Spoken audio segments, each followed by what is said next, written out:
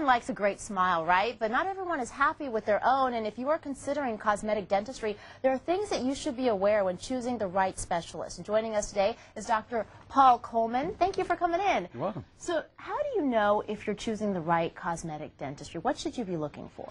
Well, you really need to do some homework. Unfortunately, there's no specialty called cosmetic dentist. It's not like an oral surgeon or an endodontist or periodontist. Anybody can claim to be a cosmetic, quote, specialist.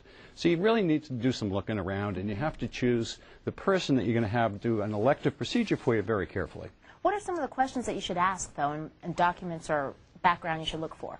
Well, first of all, I'm not encouraging anybody to leave their present dentist. But if your present dentist has some fairly gnarly-looking teeth, or his wife or his staff, their smile doesn't look so good, perhaps you'd like to get a second opinion somewhere else. You want to inquire about the training that someone's had, whether they're picking up the techniques by reading a journal on a monthly basis, or if they've actually taken patients someplace where they could do a hands-on course in front of the best in the world and truly learn the techniques and the subtleties necessary to create a perfect smile. And how do you know if they're qualified? Is there some sort of documentation that you can ask for, like where did you get your license or things like that? You can ask where they've taken courses. The other thing you can do is ask for results. I've been at this so long now, there's almost no condition that could walk into my door that I can't show you the exact same procedure that we've done with a result that you'd be happy to get involved with. Well, let's take a look at some before and afters. You have a couple patients to kind of, let's see what they look like before, and you can kind of explain what they went through. Cecilia was just absolutely great. She had a little bit of a gummy smile. She had some worn teeth. And the fun thing about it is that you never create the same smile for different people. She wanted that little midline space. It was a family trait.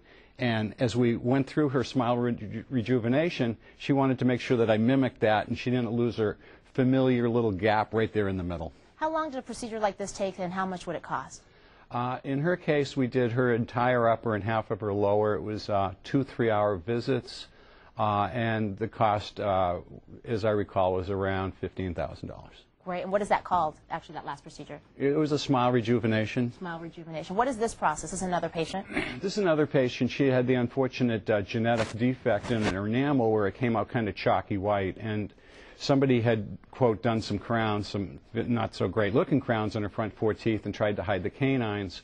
And she came in at 24 years old, and this was not a particularly attractive smile.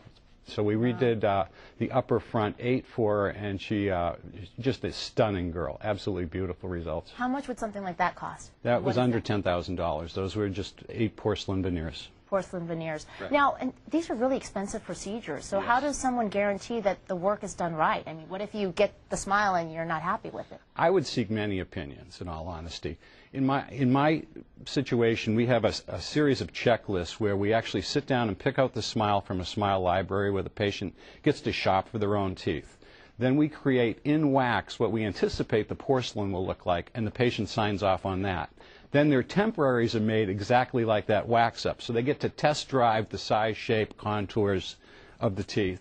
And then they sign off once again when we put them in. We want to make darn sure when these are done, they're done right, because doing them wrong is very costly. Well, thank you so much for coming in. My